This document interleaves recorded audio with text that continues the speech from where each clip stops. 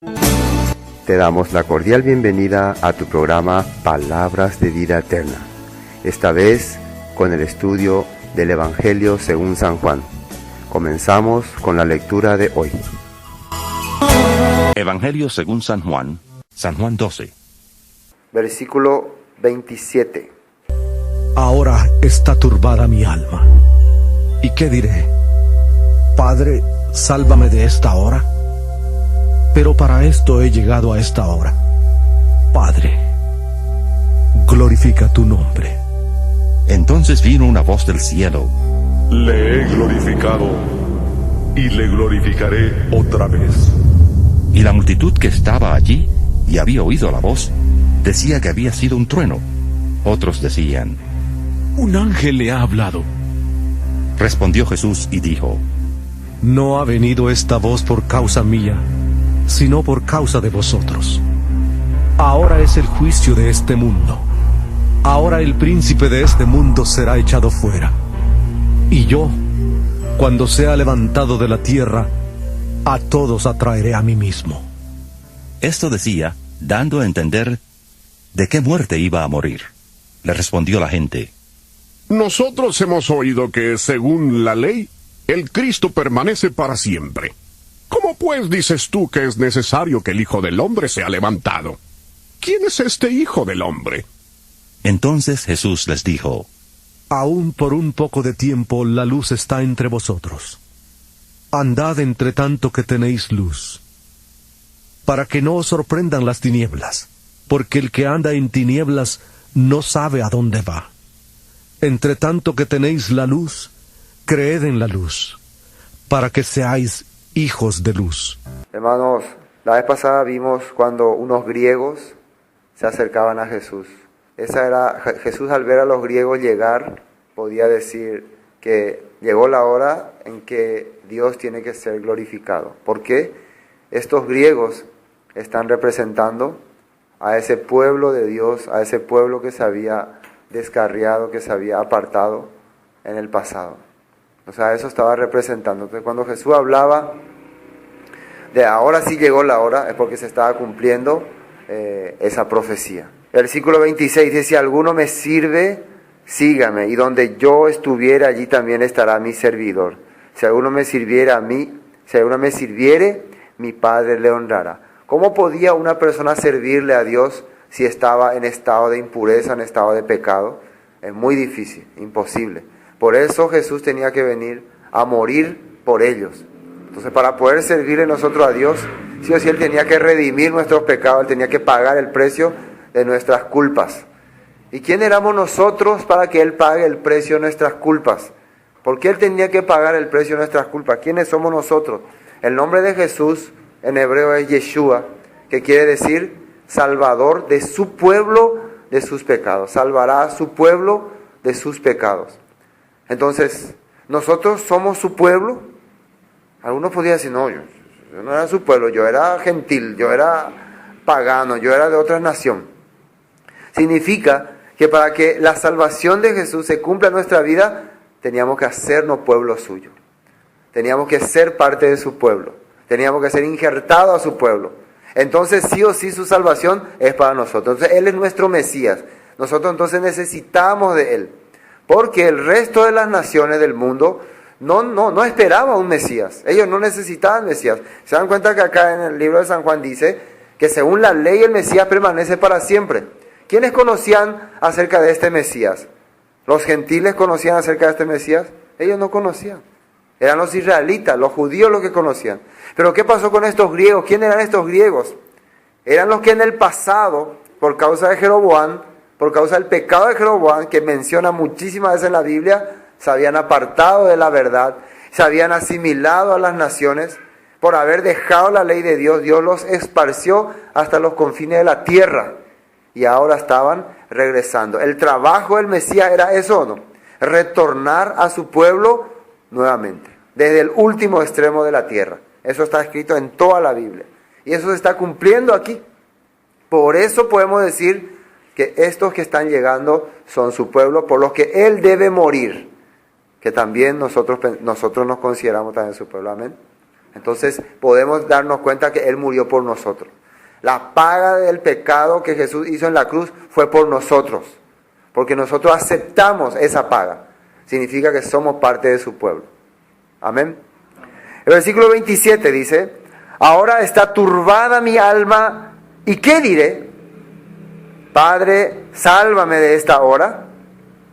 Mas para esto he llegado a esta hora. ¿Qué le voy a decir a Dios? Señor, por favor, sálvame. Jesús está diciendo, está turbada mi alma porque se acerca el momento en que tengo que padecer, pagar el precio, en el que tengo que recibir el castigo de la humanidad, el castigo del pueblo. Entonces voy a decirle a mi Padre que me salve de esta hora. Así Él está preguntándose. Puede decirle, por favor, Padre, sálvame, sálvame. ¿Por qué no puede decirle eso a su Padre? Porque ¿para qué Él vino a este mundo? Precisamente para esto. Esto es lo más importante de todo lo que ha hecho Jesús, lo que ahora va a acontecer, lo que ahora va a hacer. Va a pagar el precio del pecado de su pueblo. Es la obra más maravillosa y grande que tiene, que Dios había preparado. ¿Y por qué? ¿Él ha hecho alguna cosa mala? ¿Quién es lo que ha pecado? El pueblo que ha pecado, el pueblo que ha sido, si ustedes han leído todos los profetas, todo lo que el pueblo ha hecho, parece que no merece que nadie pague por ellos, por sus pecados. Entonces, ¿qué tiene que haber en Dios para querer pagar semejante precio por nosotros? ¿Qué tiene que haber en Él? Tiene que haber amor, bastante amor. Si no existe el amor en Dios, Él no va a tener por qué dar la vida de su Hijo por nosotros. Por eso dice la Biblia en San Juan 3:16, ¿no? Que de tal manera amó Dios al mundo que ha dado a su Hijo para que todo aquel que en Él cree no se pierda y tenga vida eterna. Entonces es un amor impresionante. Entonces, ¿qué tiene que ser lo que a nosotros nos atraiga hacia Él? Precisamente ese amor. Porque hoy en día las personas, este sacrificio tan grande que Jesús ha hecho, lo han tomado en poco. Porque ellos están sufriendo por problemas del mundo, por dificultades del mundo, porque el amor de Dios hacia ellos, para ellos no fue suficiente.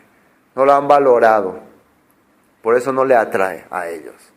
Entonces Jesús está turbándose su alma, pero yo tengo que dar mi vida en este momento. El versículo 28. Padre, glorifica tu nombre.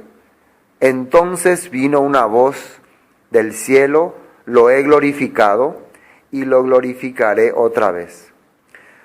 En hebreo la palabra gloria, ¿no? O glorificar se dice Shekinah. No se olviden, Shekinah. Nosotros siempre estamos acostumbrados a decir gloria a Dios, gloria a Dios, gloria a Dios, ¿no? ¿Sí o no? Pero entendíamos qué es lo que estamos diciendo, realmente sabemos qué es lo que estamos diciendo.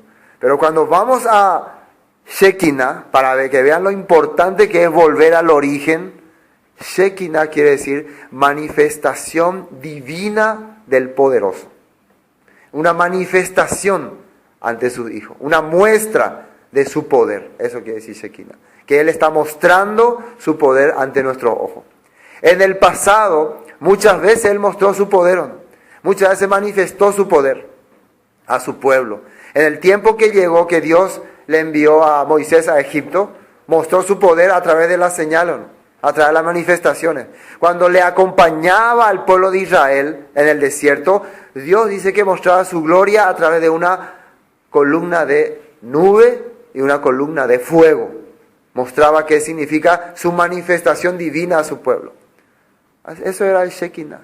Eso era la manifestación de Dios. En este tiempo, en esta época, ¿cómo Dios está mostrando su gloria? ¿A través de quién? En esta época de la Biblia, ¿no? A través de Jesús, a través de su Hijo. Está mostrando su poder, su gloria, sanando a enfermos, haciendo milagros. ¿Y el objetivo cuál era? El objetivo de Dios de mostrar toda su manifestación al mundo, a su pueblo, ¿cuál era? Que ellos crean su palabra, que ellos acepten su palabra, porque al aceptar su palabra, Dios se está haciendo uno con ellos. Entonces, al mostrarle su gloria, su manifestación, Él está haciendo que ustedes acepten mi palabra. Eso Dios está mostrando aquí. Ahora dice, Señor, Padre, glorifica tu nombre, manifiesta tu nombre. Entonces vino una voz del cielo, lo he glorificado, lo he manifestado. Ya en el pasado yo había manifestado mi poder, había hecho mi pacto con mi pueblo, había descendido en el monte Sinaí, mis leyes, mis estatutos, había mostrado mi grandeza, había trueno, temblor en aquel tiempo. Yo he mostrado ya mi poder en el pasado, pero ahora lo volveré a manifestar. Volveré a manifestar mi gloria, mi poder, volveré a establecer mi pacto en mi pueblo. ¿De qué manera? ¿Cómo? Esta vez va a sacrificar. ¿Qué significa mostraré mi gloria? Ese pueblo que estaba perdido, sin esperanza, va a retornar. Va a hacerse otra vez uno, va a estar otra vez ahí. De la misma manera que cuando Jacob y sus hijos fueron a Egipto y estuvieron ahí 400 años esclavizados por Faraón, y Dios le envía a Moisés y manifiesta su gloria y le libera a su pueblo de Faraón y los lleva al monte Sinaí, le da su palabra y sacrifica al cordero. De la misma manera va a ser ahora, lo glorificaré otra vez, dice. Así está diciendo la Biblia. Va a volver a mostrar su poder, va a volver a poner su pacto en el corazón. Y la multitud que estaba allí había oído la voz, decía que había sido un trueno. ¿Se acuerdan dónde era que había sonado trueno también? ¿En qué tiempo? En el monte Sinaí. Sonaba un trueno, sonidos. Es que se espantaba al pueblo. Y otros decían, un ángel le ha hablado. Respondió Jesús y le dijo, no ha venido esta voz por causa mía, sino por causa de vosotros, por ustedes. Dios está manifestándose a ustedes. ¿Se acuerdan quién habían venido a ellos? ¿Quién es lo que vinieron? Unos griegos. Estaba hablando esto en el momento que estaban unos griegos, unas personas que estaban viniendo otra vez. El pueblo se estaba uniendo, griegos, judíos, que representa Israel, Judá, juntos. Y la gloria de Dios manifestándose, esta vez a través de su Hijo. Vamos a ver el libro de Salmos, capítulo 22. Salmos 22. El libro de Salmos, capítulo 22. Salmos 22, el versículo 22. Que dice ahí, anunciaré tu nombre a mis hermanos, en medio de la congregación te alabaré.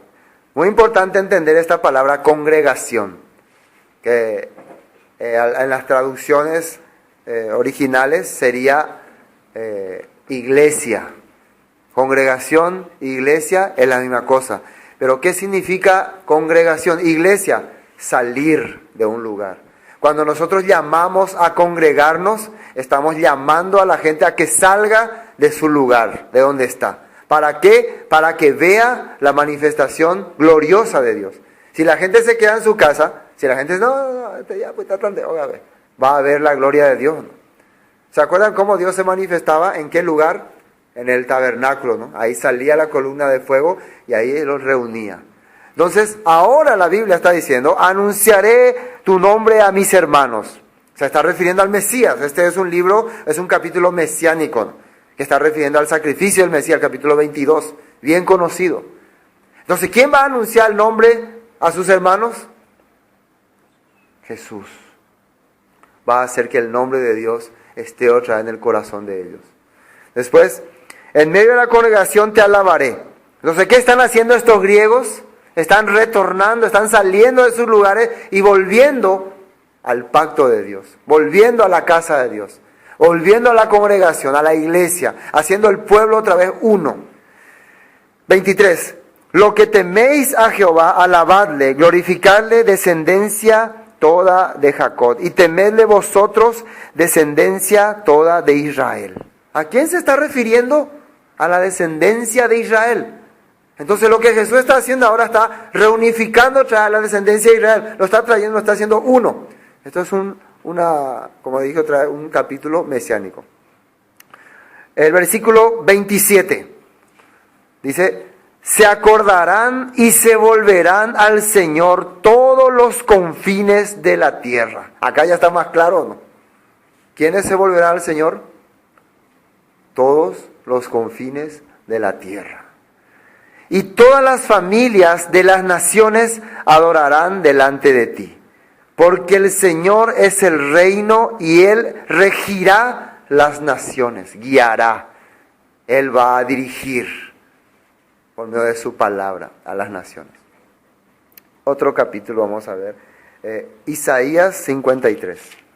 Isaías 53. Estamos en el contexto de lo que Jesús dijo, lo que Dios le dijo, lo glorificaré otra vez. En eso estamos, en ese contexto.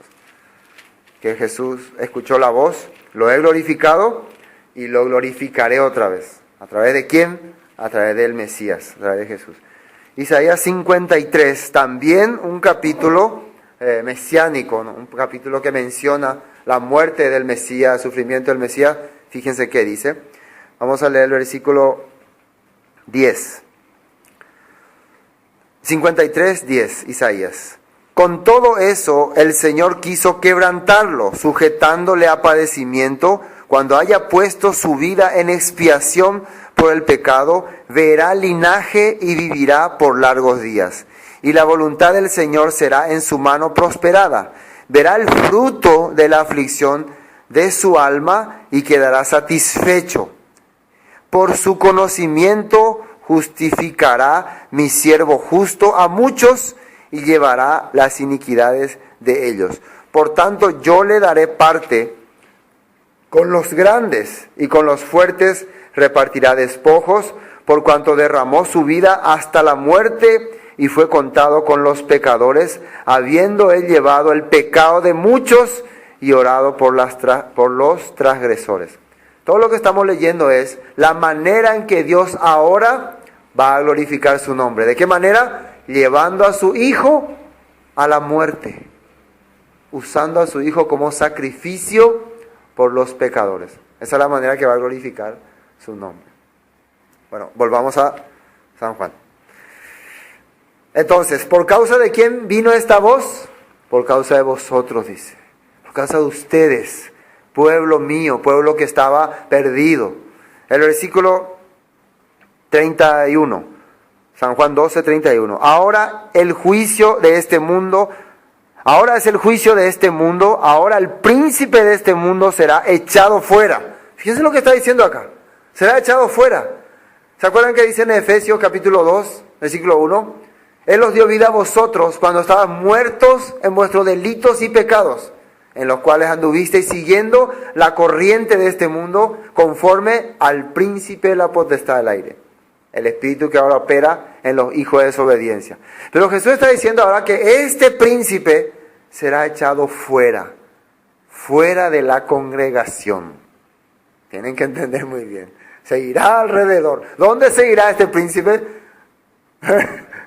Por ahí va a seguir. Pero en la congregación no se levantará, dice. David decía, no se levantará en la congregación los justos, los pecadores. Este príncipe es el que acusa a los hijos de Dios. Es el acusador, el llamado acusador. El diablo que hace con el pueblo de Israel, con el pueblo de Dios, los acusa. ¿Por qué los acusa? ¿Ustedes saben por qué el diablo acusa al pueblo de Dios? ¿Qué es lo que usa para acusarlos? La ley, los mandamientos. Este pueblo no vivió conforme a los mandamientos, entonces los acusa. Este pueblo es digno de muerte. Acá la ley dice, debe morir. ¿Se acuerdan los intérpretes de la ley? Según la ley, debe morir. Ahí tiene que matarle. Continuamente está acusándonos. Tú eres un pecador, tú eres pecador. Has quebrantado la ley. Ahora, este príncipe será echado fuera, dice. No vamos a tener poder para acusarnos. ¿Pero por qué? Porque los pecados que el pueblo ha cometido, Jesús los va a pagar con su vida, con su sangre. ¿Me entienden o no? Entonces cuando Satanás quiere acusarlos, no va a poder, porque yo ya he pagado el precio de sus pecados. Jesús va a salir como mediador, ¿no? Entonces su acusación no va a tener poder, ¿sí o no? ¿Me entienden o no? Eso claramente está mencionando aquí en la Biblia. Se entiende, ¿no? Muy claramente lo que Jesús va a hacer. Entonces Satanás va a tener poder sobre los hijos de Dios. No, en la congregación no va a tener poder. En donde están realmente los redimidos, los rescatados, no va a tener poder. A menos que yo me rehúse a aceptar ese sacrificio y quiera volver a este mundo, ¿no? A donde Él tiene poder. quiera volver a Él, quiera irme hacia Él. ¿Qué fue lo que pasó con los israelitas en el desierto? ¿Faraón tenía poder sobre los israelitas? Cuando los israelitas cruzaron el mar Rojo, y los egipcios le siguieron y se cerró el mar, terminó el poder de Faraón sobre los israelitas. Terminó el poder de Egipto sobre los israelitas. Ya no podían más obligarles a hacer nada. Ya no podían más esclavizarles. Ya no eran esclavos. Ahí eran libres. Habían quedado libres de la ley de Faraón. Ahí se puede decir, ya no estamos bajo la ley, sino bajo la gracia. ¿A qué se le llamaría gracia? A la guía de Dios, a la enseñanza de Dios, el poder de Dios, a la mano de Dios. Entonces, a menos que en mi corazón yo quiera volver a estar bajo las ordenanzas de Faraón. ¿Y ocurrió eso o no? ¿Qué le dijo Esteban en el Sanedrín? Nuestros padres recibieron palabra de vida que nos dio Moisés, pero ellos en sus corazones volvieron a Egipto. ¿Y qué es el resultado de rechazar la palabra de vida? La muerte. Les vino la muerte. Eso es lo que ocurrió. En este tiempo se repite la historia. ¿Por qué Satanás tendría poder sobre nosotros? Simplemente porque nosotros le entregamos, porque nosotros le damos nuestra vida. Si no, Él no tiene más ningún poder por nosotros, porque Jesucristo le quitó su autoridad. Así está diciendo aquí. Ahora es, versículo 31, el juicio de este mundo. Ahora el príncipe de este mundo será echado fuera. Vamos a ver Apocalipsis, una palabra que está mencionando para tener referencia. Libro de Apocalipsis, capítulo 12. Apocalipsis, capítulo 12. Esto es muy importante entender y profundizar, porque siempre Satanás está acusando. Yo te conozco, tú eres un pecador, tú has hecho esto, tú has hecho aquello. Está acusándonos a nosotros. Entonces hay que tener claro, ¿no?, si Él tiene o no tiene más poder sobre nuestra vida. Apocalipsis capítulo 12, versículo 10. Entonces una voz en el cielo que decía, ahora ha venido la salvación, el poder y el reino de nuestro Dios, y la autoridad de su Cristo, de su Mesías. Ahora ha llegado su salvación. Salvación es rescate, poder, manifestación, Shekinah, eso es poder, la gloria de Dios, y la autoridad de su Mesías. La autoridad del Mesías, ¿en qué se basa? En la Escritura, en la palabra. Así. Porque ha sido lanzado fuera el acusador de nuestros hermanos, el que los acusaba delante de nuestro Dios día y noche. Ha sido lanzado fuera de la congregación. ¿Dónde están los justos? ¿Dónde están los redimidos? Tú ya no cabes aquí. Aquí tu acusación no tiene poder, porque aquí estamos los que hemos sido redimidos por la sangre del Cordero. El versículo 11, y ellos le han vencido por medio de la sangre del Cordero. Ahí está. Si yo rechazo esta sangre de este Cordero, yo podría vencer al acusador. Yo podría ser israelita. ¿Qué significa vencer? Ser israelita. Ser israelita quiere decir vencer al mundo, vencer al sistema, por medio de la sangre del Cordero y de la palabra del testimonio de ellos, y menospreciaron sus vidas hasta la muerte. La sangre del Cordero, ¿y qué otra cosa? La palabra del testimonio de ellos. Y por esta causa, por la sangre del Cordero y la palabra de Dios, hasta sus vidas han menospreciado. ¿Me entienden? Así está escrito en la Biblia. Romanos, vamos a ver. Libro de Romanos. Romanos, capítulo 8. Romanos, capítulo 8, versículo 33. Aquí este título se llama Más que vencedores. Más que israelitas, ¿no? Así sería, ¿no? Más que vencedores. El versículo 33 dice, ¿quién acusará a los escogidos de Dios? ¿Quiénes son los escogidos de Dios? Los israelitas. ¿Es así o no es así? Los israelitas. ¿Por qué ahora ellos son más que vencedores? Porque a pesar de haber sido escogidos de Dios, fueron engañados por Satanás. Fueron llevados cautivos a las naciones, quebrantaron la ley de Dios. Pero un día Dios hizo un pacto, renovó el pacto con ellos, y ellos se convirtieron en más que israelitas, porque vencieron a pesar de la adversidad. A pesar de estar ya como hueso seco, han resucitado, han resurgido de la nada. Por eso se convierten en mejor que vencedores. Porque han salido de estar muertos se han formado y se han fortalecido y han vencido. Dice aquí, ¿quién acusará a los escogidos de Dios? Dios es el que justifica. ¿Quién es el que condenará? Cristo es el que murió, mas aún Él también resucitó, el que además está a la diestra de Dios, el que también intercede por nosotros. Esto es muy importante.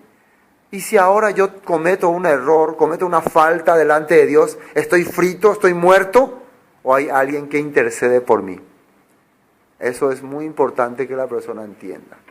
Entonces puede sentirse realmente libre. El que camina conforme a la palabra de Dios tiene su intercesor. Después, versículo 35. ¿Quién nos separará del amor de Cristo? ¿Tribulación? Acá dice tribulación. De los creyentes pasarán tribulación. ¿Habrá tribulación para los creyentes? Sí habrá. ¿Eso le va a separar del amor de Cristo? Jamás. Después, angustia, persecución, hambre, desnudez, o peligro, o espada. No, dice. Ninguna de esas cosas puede separarnos del amor de Cristo.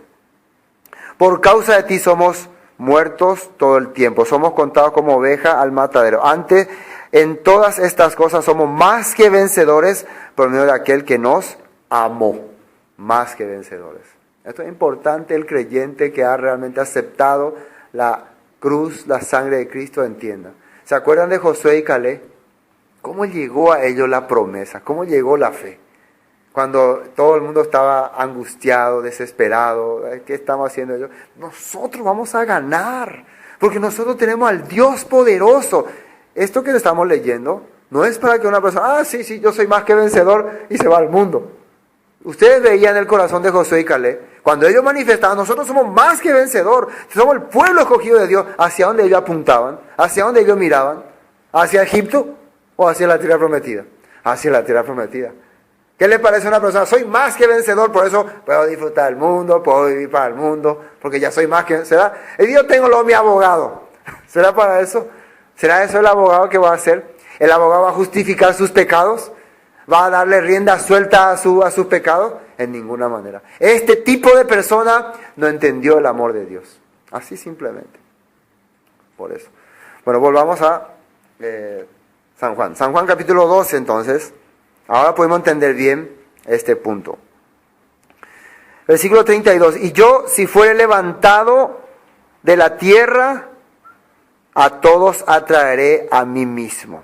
Y yo, si fuere levantado de la tierra, a todos atraeré a mí mismo. Y decía esto dando a entender de qué muerte iba a morir. Nosotros podemos entender que Jesús estaba manifestando, yo tengo que ser levantado de la tierra. Y dice aquí que daba a entender de qué muerte iba a morir. ¿De qué muerte Jesús estaba dando a entender que iba a morir? Iba a ser crucificado. Iba a ser levantado. ¿Cómo uno muere levantado? Por medio de la crucifixión.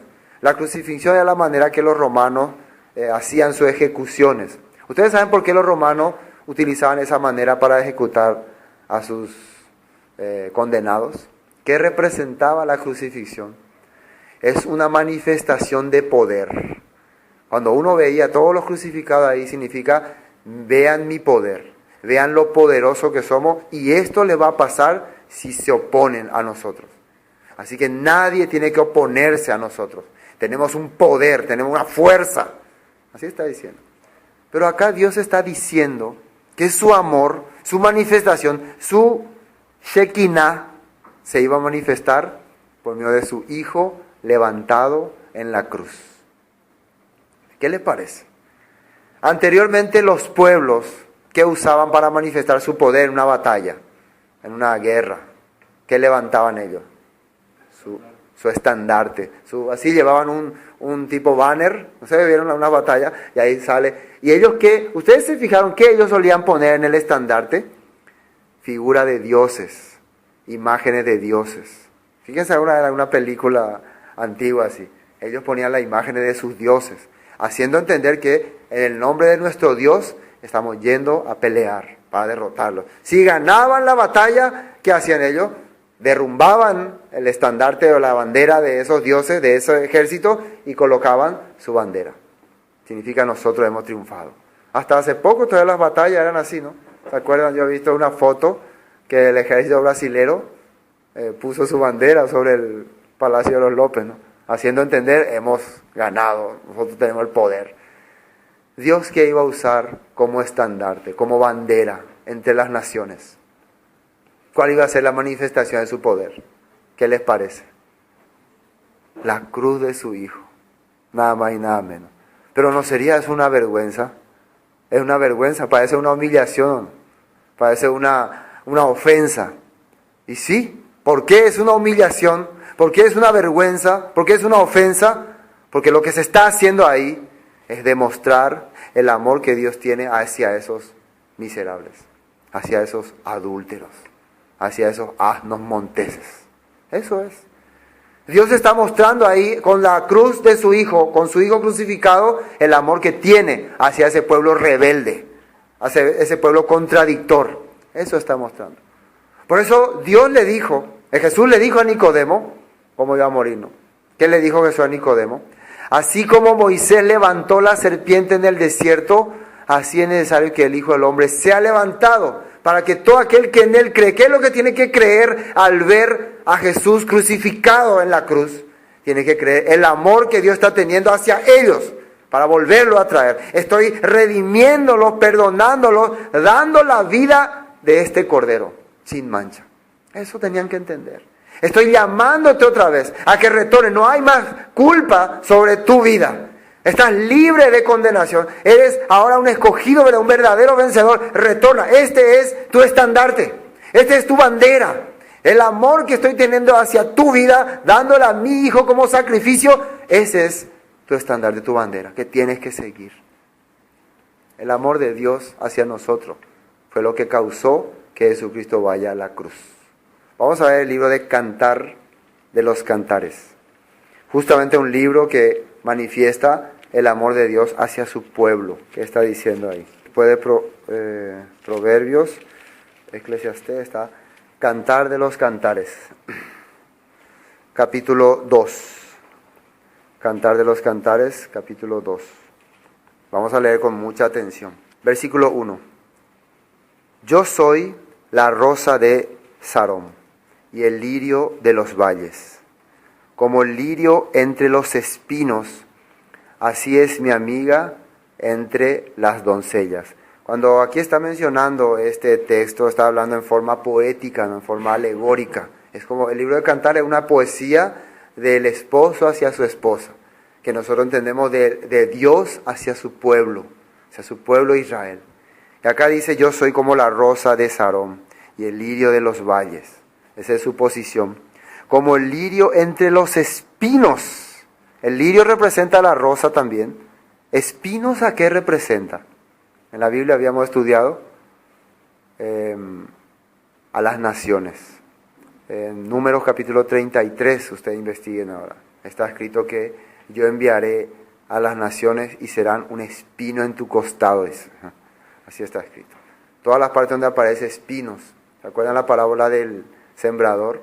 Que la semilla que cayó entre espinos, que representaba el espino, este mundo con su sistema, que la palabra va avanzando, pero el espino no le deja crecer y le ahoga. Las naciones representan a los espinos. Entonces acá está diciendo, como el lirio, como mi pueblo entre las naciones, así es mi amiga entre las doncellas. Así está hablando.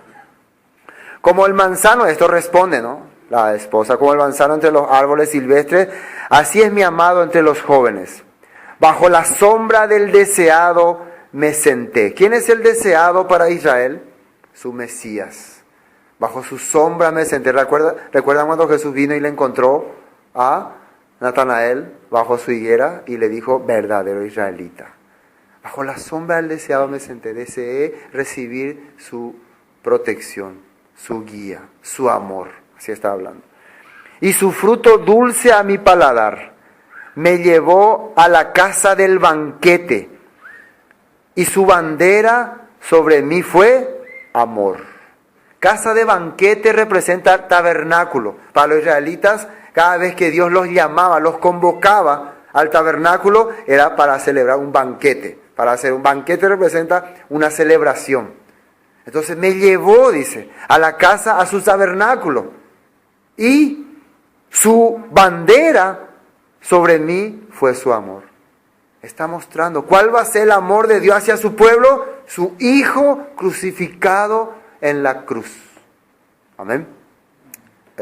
Jeremías, libro de Jeremías, capítulo 31. Jeremías 31. Jeremías 31, versículo 3.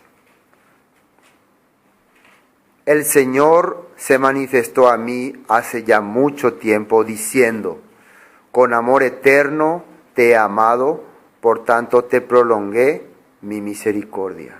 Esa es la manera que Dios se manifestaba a su pueblo, con amor. Aparentemente en la Biblia siempre la gente sale que un Dios horroroso, un Dios macabro, ¿no? Continuamente estaba manifestando su misericordia. Hace mucho tiempo, dice. Hace bastante tiempo Dios estaba dándole a su pueblo su amor. Dios no quiere a su pueblo condenarlo, ni castigarlo, ni mandarlo a ningún infierno, ni nada, sino quiere tener de ellos misericordia. Vamos a leer un poquito lo que habla acerca de Efraín. Versículo 18. Escuchando he oído a Efraín que se lamentaba. Me azotaste y fui castigado como novillo indómito. Conviérteme y seré convertido, porque tú eres el Señor mi Dios. Porque después que me aparté tuve arrepentimiento, y después que reconocí mi falta, herí mi muslo, me avergoncé y me confundí, porque llevé la afrenta de mi juventud. No es Efraín, sabemos que Efraín se está refiriendo a las 10 tribus de Israel, en síntesis se está refiriendo a todas las naciones. No es Efraín, hijo precioso para mí, no es niño en quien me deleito, pues desde que hablé de él, me he acordado de él constantemente, por eso mis entrañas se conmovieron por él. Ciertamente tendré de él misericordia, dice el Señor. Así está hablando acerca de su pueblo amado. Amén. Otro capítulo, Isaías capítulo 11. Isaías capítulo 11. Estamos viendo lo que representa el amor de Dios al enviar a su Hijo en la cruz. ¿Y qué representaría eso? Si necesitaría ser levantado para traer a otros. Y fijémonos lo que dice acá en Isaías 11. Isaías 11, capítulo 11, versículo 10. Acontecerá en aquel tiempo que la raíz de Isaí, ¿a quién se refiere con la raíz de Isaí? Isaí era el padre de David, y de David vendría la descendencia del Mesías.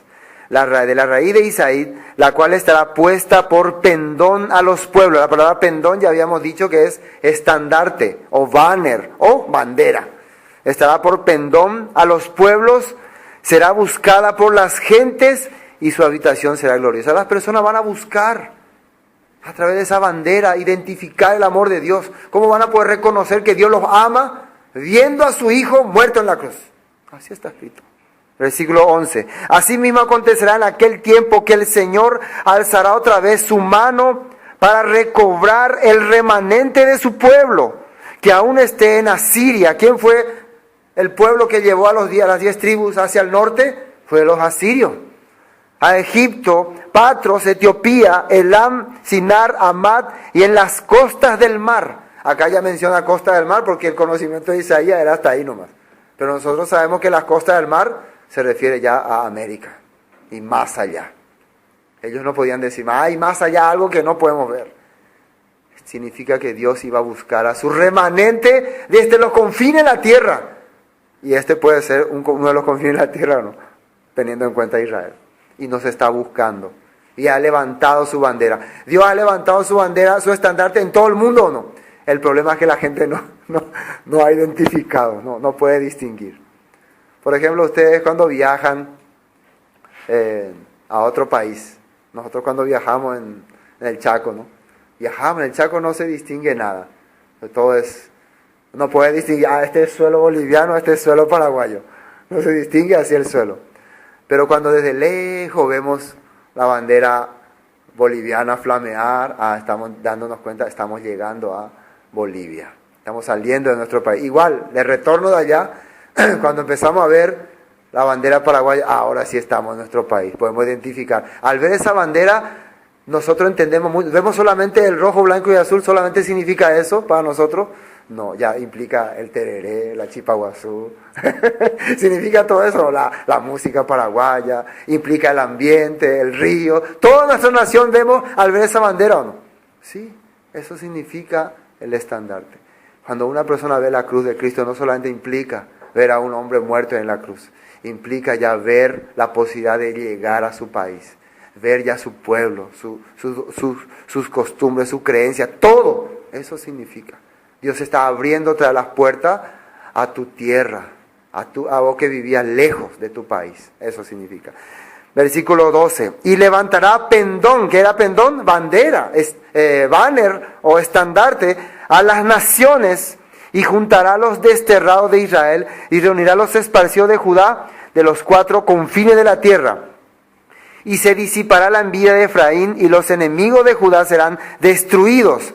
Efraín no tendrá envidia de Judá, ni Judá afligirá a Efraín. Así está hablando. Habla otra vez de Efraín y Judá. Somos parte de ese pueblo. Esta bandera nos va a identificar. La muerte de Jesús en la cruz representa la unión de los 2 palos que está en Ezequiel 37. Sí, eso representa. Bueno, ahora sí, vamos a San Juan 12. Versículo 34. Respondiendo la gente: nosotros hemos oído de la ley que el Cristo permanece para siempre. ¿Cómo pues dices tú que es necesario que el Hijo del Hombre sea levantado? ¿Quién es este Hijo de Hombre? Ya después de que Jesús le dio a entender cómo iba a morir, que iba a ser levantado, yo voy a ser crucificado, nosotros según la ley, ellos esperaban un Mesías Ben David, un Mesías que reinara, ya que venga a establecer al pueblo, que venga a hacer justicia. Pero ¿por qué este Mesías todavía no podía venir? ¿En qué estado se encontraba el pueblo? En estado de impureza. En ese estado el pueblo no puede servirle a Dios, porque está en un estado de pecado. Entonces primero tenía que venir el Mesías Ben Yosef. Tenía que venir a redimir. Cosa que estaba escrito en las profecías. Estaba mencionando cómo Dios iba a venir a liberarlos a ellos del pecado. ¿Se dan cuenta que a ellos se les había escondido este punto? ¿Por qué? Ellos en el corazón tan soberbio que tenían, ellos consideraban que no necesitaban un Mesías sufriente. Ellos no necesitaban a alguien que le venga a redimir de sus pecados. Ellos, ¿cómo se consideraban? Justos por su propia justicia. Porque ellos que estaban enseñando al pueblo, la halajá judía, las obras de la ley, las interpretaciones rabínicas. Ellos ya habían agregado tantas doctrinas que su base, su justicia, era esas cosas. ¿Se acuerdan que dijo Jesús en San Mateo 5 sobre la ley? Si vuestra justicia no fuere mayor que la de los escribas y fariseos, no entraré en el reino de los cielos. ¿Cuál era la justicia de los escribas y fariseos? Su halajá, sus interpretaciones, sus obras de la ley. Si estas cosas, si no tienes justicia mayor que estas, no vas a entrar al reino de los cielos. ¿Cuál es la justicia mayor que estas? La escritura, la obra de Dios. ¿Cómo vos podés volver otra vez a esa obra de Dios? ¿Cómo podés regresar? Primero tiene que ser purificado, primero tiene que ser redimido, porque está en estado de impureza, porque ha vivido con pecado, ha vivido rechazando a Dios. Por eso necesitaba el Mesías, pero ellos rechazaron al Mesías. Recuerden que dice en Apocalipsis que el pueblo de Dios ha vencido con la sangre del Cordero y con el testimonio de la palabra de Dios. Eso es muy importante. El versículo 35, fíjese lo que dice aquí. Entonces Jesús les dijo: aún por un poco está la luz entre vosotros. Andad entre tanto que tenéis luz, para que no os sorprenda las tinieblas, porque el que anda en tiniebla no sabe a dónde va. ¿Qué representa la luz? ¿Qué era la luz? La manifestación de la palabra de Dios en una persona. Esa es la luz. Una persona que no solamente habla, sino que vive lo que está hablando. Todavía estoy mostrándole a ustedes cómo deben vivir, cómo deben andar. Aprovechen, no se aparten de esta luz. Estoy mostrándole yo a ustedes el camino que tienen que seguir. Tengan en cuenta eso. El que anda en tinieblas, el que anda sin palabra, el que anda sin escrituras, no sabe su destino, no sabe a dónde va. Tiene una falsa confianza nos encontraremos todos en el reino de los cielos. Realmente no sabe cuál es el reino de los cielos. No entiende qué es el reino de los cielos. Es la que le han creado en su mente, porque no conoce la palabra. Entonces está andando en tinieblas. Por eso muchas personas tienen una duda. A pesar de que cree fuertemente, aparentemente, pero en su corazón hay una duda. Porque la Escritura no le ha aclarado todas las cosas. Versículo 36. Entre tanto que tenéis la luz, creed en la luz, para que seáis hijos de luz. ¿Quién era la luz? El Mesías. Están con ustedes, estoy caminando con ustedes, les estoy mostrando el camino correcto. Crean, por favor, en esa luz.